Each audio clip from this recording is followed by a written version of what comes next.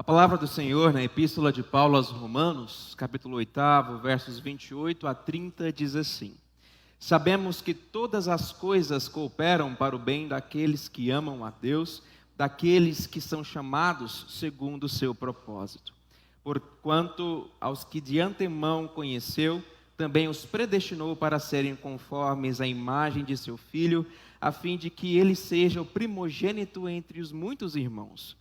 E aos que predestinou, a esses também chamou. E aos que chamou, a esses também justificou. E aos que justificou, a esses também glorificou. Curve a sua cabeça, vamos falar com o Senhor nesse momento. Pai amado, nós te louvamos pela oportunidade de ouvirmos a tua santa palavra exposta, Pai. Esteja conosco nesse momento, que o teu Santo Espírito fale ao nosso coração, Senhor. Usa o teu servo como instrumento nas tuas mãos e edifica o teu povo. É o que nós suplicamos em nome de Jesus. Amém. Como você enxerga os eventos da sua vida? Você observa os acontecimentos que você vivencia como frutos do acaso, como questões que acontecem puramente como consequência dos seus atos, ou ainda acidentes do percurso? Ou você vê os eventos da sua vida como parte constituinte de um todo que está trabalhando para fazer você ser mais parecido com Jesus dia após dia? Nessa noite, nós veremos que tudo quanto nós passamos nesta vida tem um propósito e que Deus está no controle de todas as coisas, tanto dos momentos bons quanto dos momentos ruins. Hoje nós falaremos sobre a terceira parte do parágrafo da língua grega, que começa no verso 18 de Romanos 8 e vai até o verso 30 de Romanos 8. Na primeira parte, os versos 18 a 25, nós vimos que nós temos esperança em meio ao caos. Esses versos constituem a primeira base de encorajamento que Paulo nos dá para enfrentarmos tempos difíceis. A glória a ser revelada em nós, a redenção plena a ser completada no dia do retorno de Jesus, deve ofuscar as aflições enfrentadas por nós nessa vida. O sofrimento presente em nada pode ser comparado com as alegrias que nós haveremos de experimentar ao lado de Cristo na vida por vir. Nos versos 26 e 27, nós vimos a assistência e a intercessão do Espírito Santo. Esses dois versos constituem a segunda base para o encorajamento dos cristãos em meio às aflições. Em face dos perigos, das angústias, das enfermidades que rodeiam a nossa vida, nós somos confortados pela verdade de que o Espírito Santo nos auxilia em todas essas dificuldades. Nós somos confortados pela verdade de que o Espírito Santo intercede por nós junto ao Pai, de acordo com a vontade do Pai e eficazmente a favor das nossas necessidades. Hoje, nos versos 28 a 30, nós veremos que tudo coopera para o bem da igreja, que foi predestinada a ser conforme a imagem de Cristo, que foi chamada, justificada e glorificada, constituindo a terceira base para o encorajamento dado por Paulo à igreja. E nessa oportunidade, nós veremos que nós somos confortados pela providência. Confortados pela providência. O verso 28 nos diz assim: Sabemos que todas as coisas cooperam para o bem daqueles que amam a Deus, daqueles que são chamados segundo o seu propósito. Paulo começa a terceira parte desse texto nos dizendo que nós temos sabido que tudo coopera para o bem dos que amam a Deus. O conhecimento dessa realidade advém tanto da experiência humana, por meio da observação, quanto pela revelação especial de Deus registrada na Sagrada Escritura. Não é difícil nós percebermos o quanto o desenrolar dos acontecimentos da nossa vida trabalham o nosso caráter, trabalham a nossa personalidade, a fim de que pouco a pouco nós sejamos conformes à imagem de Cristo Jesus. Tanto os bons quanto os maus momentos nos trabalham. E as experiências nos fazem ter uma percepção da realidade que, do contrário, nós não teríamos. Através do registro das Escrituras, nós podemos ver o cuidado do Senhor para com a vida dos personagens bíblicos. Basta nós voltarmos para o livro de Gênesis e nós veremos todo o cuidado de Deus para com a vida do pai da fé, de Abraão. Abraão passou por maus bocados. Quando ele esteve no Egito e em Gerar, ele temeu pela própria vida a ponto de não dizer para as pessoas dali que Sara era sua esposa. Se nós olharmos para Gênesis, nós veremos os livramentos que Deus operou na vida de Isaac, também em Gerar, e também na vida de Jacó, quando ele reencontra o seu irmão no retorno para Canaã. Nós podemos nos lembrar das conquistas de Israel no meio de Canaã. Nós podemos nos recordar do avanço do povo do Senhor na época do Estado Unido e na época do Estado dividido entre Norte e Sul, também em meio às dificuldades entre os cananeus. Olhando mais à frente para o Novo Testamento, nós temos a restauração de Pedro após ter traído Jesus. Nós vemos o avanço da igreja apesar da perseguição judaica. Nós vemos a conversão de Paulo de perseguidor a propagador do santo evangelho do Senhor. Nós vemos o avanço da obra missionária de Paulo, apesar das inúmeras dificuldades que ele enfrentou. Por fim, em Apocalipse, nós vemos o triunfo da igreja na glorificação. Os muitos testemunhos escriturísticos que são mais que eficientes, somados aos testemunhos de cristãos que experimentaram da boa mão de Deus, ajudando-os em tempos difíceis, nos ensinam que Deus está cuidando de nós. E olhando aqui para o verso 28 de Romanos capítulo 8, Paulo diz que todas as coisas cooperam para o bem dos filhos de Deus. Que todas as coisas são essas, que tudo é isso. São apenas as coisas boas? Com certeza não. Paulo está falando de todos os acontecimentos da nossa vida, desde o nosso nascimento até a nossa morte, incluindo também os nossos pecados. Até mesmo as nossas más ações estão dentro do plano de Deus. Os nossos pecados, as nossas iniquidades, também nos ensinam por meio das suas consequências. Deus usa o mal para os seus fins amorosos. O próprio pecado original cometido por Adão e Eva estava nos planos de Deus, embora Deus não tenha impelido o primeiro casal a ofender a sua santidade. Se Adão e Eva não tivessem pecado, Deus não teria como mostrar sua graça, sua justiça, sua misericórdia, a sua bondade. Dessa forma, até a dura realidade do perigo que nos cerca é instrumento de Deus para a execução dos seus planos eternos. Um teólogo antigo nos ensina que todos os eventos no universo são provocados e regulados pela providência divina, que está além de qualquer reprovação. A Confissão de Fé de Westminster, nossa Confissão de Fé, nos diz: pela sua muito sábia providência, segundo a sua infalível presciência e o livre e imutável conselho de sua própria vontade, Deus, o grande Criador de todas as coisas, para o louvor da glória da sua sabedoria, poder, justiça, bondade e misericórdia, sustenta, dirige, dispõe e governa todas as suas criaturas, todas as suas ações e todas as coisas, desde a maior até a menor. Todas as coisas estão debaixo do pleno controle do Senhor. Ele é o onipotente, Ele é o soberano. Compreender que todas as coisas cooperam para o nosso bem nos dá tranquilidade diante das dificuldades que nós enfrentamos.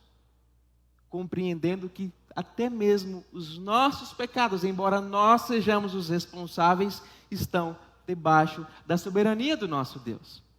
E entender que Deus é soberano por sobre todas as coisas, também nos faz refletir acerca da providência divina agindo em nossa proteção.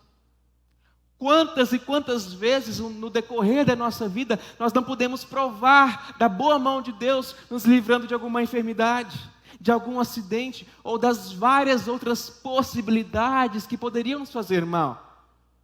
Nós precisamos entender e reconhecer que Deus age em nosso favor, também nos guardando de males que Ele não quer que nós experimentemos. E assim sendo, nós somos instruídos pelo Espírito Santo que todos os eventos da nossa vida redundam em bem para nós, sejam bons ou maus esses momentos aos nossos olhos. Como bem diz o Didaquê, que é um catecismo muito antigo, que é um documento dos 2 primeiros séculos da era cristã, os acidentes que acontecem a ti, receberás como bons, sabendo que nada é feito sem Deus. Tudo coopera para o bem dos cristãos. Mas que bem é esse? Riqueza, prosperidade, uma família feliz? Que bem é esse? A nossa salvação.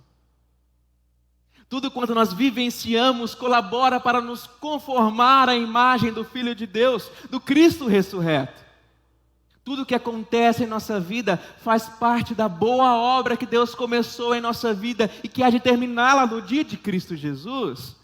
Os eventos da nossa vida nos moldam, nos lapidam para que nós sejamos a luz de Cristo nesse mundo que jaz nas trevas, a fim de que os ímpios vejam Jesus em nós, a fim de que nós sejamos instrumentos do Senhor no meio do seu povo, a fim de que o trabalhar divino em nossa vida glorifique ao nosso Pai que está nos céus. Isso quer dizer que todas as coisas na vida de todas as pessoas coopera para o bem delas? Não. Definitivamente não. Paulo é bastante específico. Ele diz que tudo coopera para o bem daqueles que amam a Deus. É bem verdade que o mundo não está à sua própria conta. O mundo não está à sua própria sorte, de acordo com seus próprios planos, plenamente. Não, não está. Deus não zela pela igreja e, numa linguagem coloquial, o resto que se lasque. Não, Deus cuida de todas as suas criaturas, e o homem ímpio, caído, miserável, também é uma criatura de Deus. E mais que isso, ele é a imagem e semelhança do Senhor, assim como a igreja. Mas o homem ímpio, o homem não regenerado, não é objeto principal do zelo e do cuidado de Deus, como é o caso da igreja. Na verdade, toda a história mundial não caminha para o benefício da humanidade como um todo de forma direta, mas toda a história universal caminha para o benefício direto de quem? Da igreja, da humanidade redimida. Nossa confissão de fé declara: como a providência de Deus se estende em geral a todos os crentes, também de um modo muito especial, Deus cuida da igreja e tudo dispõe a bem dela. Todos os eventos, tudo quanto acontece, está moldando a igreja e cooperando para que a igreja seja aquilo que Deus quer que ela se torne. Não que a igreja esteja no centro do coração de Jesus, porque você não é o centro do coração de Jesus, como diz um herege, um falso profeta, que tem feito muito sucesso aí pela internet, tome muito cuidado. Não! Todo o cuidado de Deus para com a igreja redunda em glória, honra e louvor a Ele mesmo. O fim do Senhor cuidar da igreja, se doar por ela e zelar dela, é que Ele seja glorificado. E Paulo insiste dizendo que a história redunda em bem especialmente para a igreja, quando ele diz: daqueles que foram chamados segundo o seu propósito. Ele diz: da humanidade inteira? De mineiros como um todo? Não! Daqueles que foram chamados segundo o seu propósito. E que propósito é esse? A predestinação, a eleição. A história é movida por Deus e guiada por Ele, de modo que a salvação seja operada na vida daqueles que foram escolhidos por Deus antes da fundação de todas as coisas. Escolhidos para serem santos e irrepreensíveis diante dEle, predestinados para a adoção de filhos por meio de Jesus Cristo, para louvor da glória de sua graça. Os ímpios não foram chamados segundo o propósito redentivo de Deus.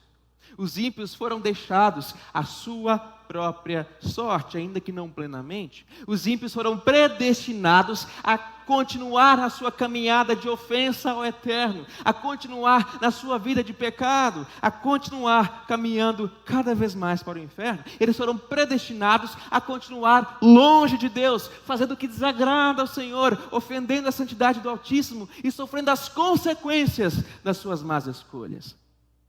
Os ímpios não desfrutam do cuidado paternal de Deus. Eles não são objeto do mais pleno amor de Deus. Uma vez que eles não serão salvos, a história não coopera para o seu bem, não coopera para a sua redenção, não coopera para que eles sejam conformados à imagem de Cristo, porque Cristo não é o Senhor deles. Porque Cristo não morreu por eles. Nossa, pastor, que duro você está sendo com os ímpios. Veja o que Paulo diz no verso 29. Ele explica. Ele vai dar razão para o que ele diz no verso 28. Ele escreve: porque aos que de antemão conheceu, também os predestinou para serem conformes à imagem de seu Filho, a fim de que seja o primogênito entre muitos irmãos.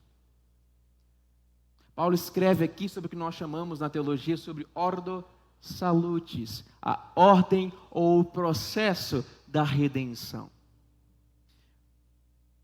Paulo está preocupado em confirmar que todas as coisas redundam em bem para a igreja. Se sua intenção fosse dizer que tudo coopera para o bem da humanidade como um todo, ele não teria colocado a ordem da salvação aqui. Ele não teria colocado esses dados aqui da justificação, glorificação, predestinação, vocação eficaz. Não. Como eu já disse, e aqui reitero, todos os acontecimentos da nossa vida trabalham para que a imagem de Cristo seja cada vez mais infundida em nós, para que nós, mais e mais, sejamos parecidos com o Senhor em sua humanidade. Deus nos conheceu antes da fundação do mundo, é o que Paulo diz aqui no verso 29, né? E conhecer, esse conhecer aqui que Paulo utiliza, não é um mero tomar conhecimento. Paulo não está falando que Deus viu a gente antes da fundação do mundo. Ele de fato viu, mas não é isso que Paulo quer dizer. Para o judeu, conhecer não é, oi, como vai, tudo bem, quem é você? Não. Para o judeu, conhecer é ter um relacionamento de intimidade. Quer entender como isso funciona? Se nós formos para Mateus, capítulo 1, nós veremos que José não conheceu Maria antes que Jesus nascesse. Quer dizer que ele virou as costas e falou: Maria, não quero te ver quando Jesus nascer. Não. José não nutriu um relacionamento de intimidade com Maria enquanto o menino Jesus não nasceu.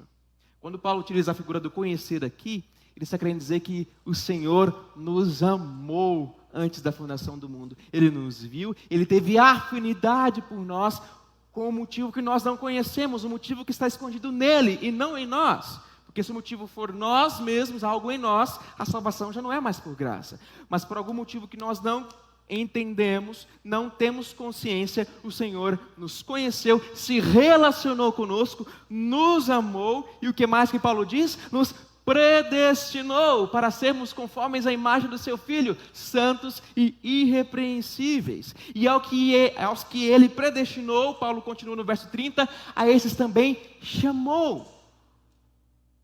Paulo vai tratar agora sobre vocação eficaz. Aos que Deus amou, relacionou, conheceu, a esses escolheu e a esses chamou eficazmente. A vocação eficaz é o nome que nós damos, aquele ato de Deus em apresentar o Evangelho a nós, tendo tirado as nossas vendas, tendo limpado o nosso coração, tirado o coração de carne, tirado o coração de pedra, colocado o coração de carne, e então nós, de forma que, vendo genuinamente o Evangelho, não temos outra escolha a não ser abraçar o Evangelho de nosso Senhor Jesus Cristo. É aquele ato de Deus em que Ele toca o nosso coração e nós o abraçamos, cheios de gratidão por sua obra redentora. A confissão de fé nos ensina a partir das Escrituras. Todos aqueles que Deus predestinou para a vida, e só esses, é Ele servido no tempo por Ele determinado e aceito, chamar eficazmente pela sua palavra e pelo seu Espírito, tirando-os por Jesus Cristo daquele estado de pecado e morte em que estão por natureza e transpondo-os para a graça e salvação. Aos que Deus conheceu, amou, relacionou, Deus os predestinou e os chamou, regenerando-lhes e ofertando-lhes eficazmente o Evangelho. E agora Ele trabalha na vida deles por meio dos acontecimentos para que o processo redentivo seja completado na vida deles. E Paulo diz também que os que foram predestinados e chamados, a esses o Senhor justificou. Deus os declarou justos para os fins de sua santa lei. Não que eles tenham se tornado justos de facto, mas eles são absolvidos dos seus pecados e eles são tratados como justos por Deus. De modo que nós temos paz com o Senhor através de Jesus Cristo. E por fim, o apóstolo escreve que a esses o Senhor glorificou como um estado já presente, mas que não se deu de forma plena.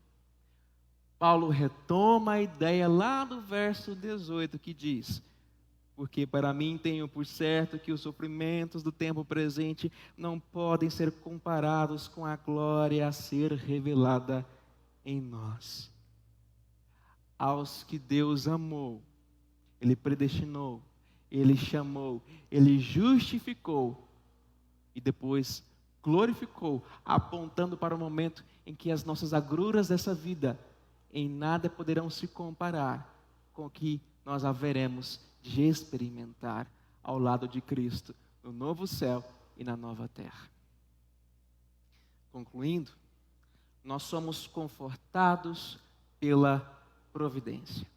Tudo quanto acontece em nossa vida, sejam os eventos que nós gostamos ou não, tem um propósito. Deus está dirigindo todas as coisas. Deus está no controle de tudo, de modo que tudo coopera para o bem dos que amam a Deus. Tudo coopera para o bem daqueles que renegam as suas paixões, que rejeitam a sua própria vontade e abraçam a vontade daquele que nos oferece a salvação eterna. Tudo coopera para o bem, não daqueles que caminham longe de Deus, mas daqueles que estão unidos com Cristo.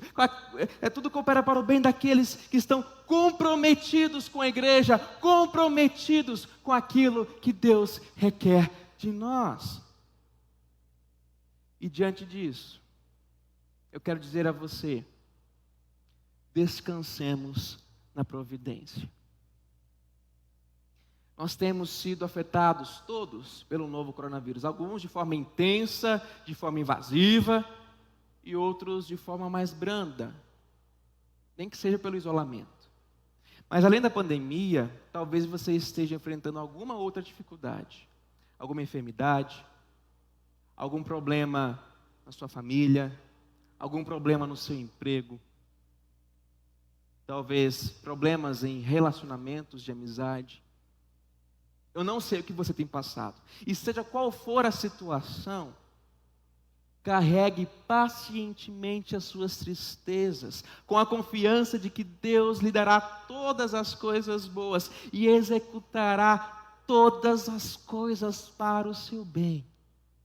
Tudo que está caminhando para o seu bem, para fazer você mais parecido com Jesus.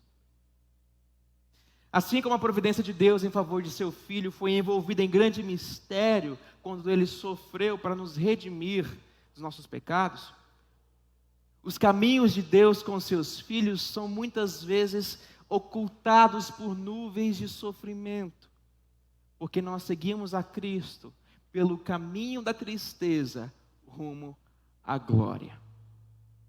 Dessa maneira, olhe para as suas dores não com um olhar de pesar, não com um sentimento pesaroso, mas com uma convicção de que o Senhor está trabalhando em você, a fim de que você seja conforme a imagem do seu Filho.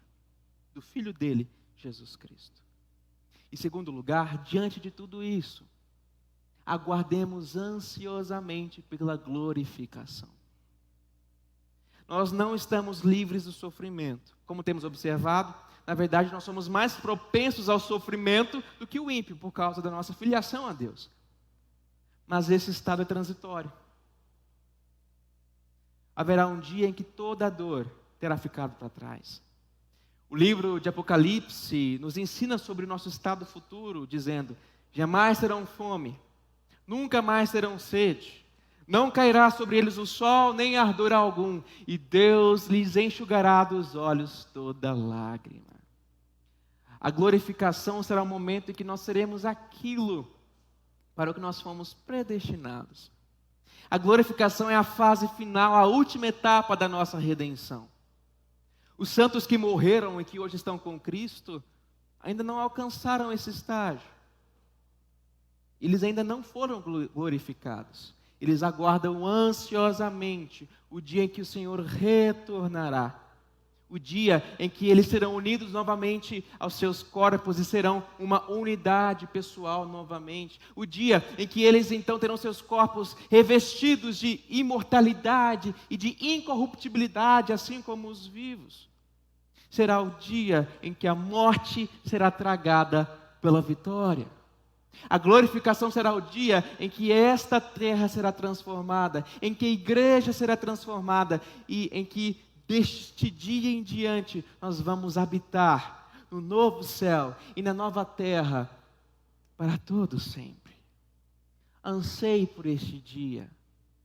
Aguarde este dia com ardor. Diga: Maranata, vem Senhor Jesus. Porque a partir desse dia não haverá luto, não haverá dor, não haverá Covid, não haverá H1N1, H1 não sei lá das quantas que deve aparecer por aí. Não haverá mais qualquer aflição. Descanse na providência divina e aguarde ansiosamente pela glorificação. Que Deus nos abençoe.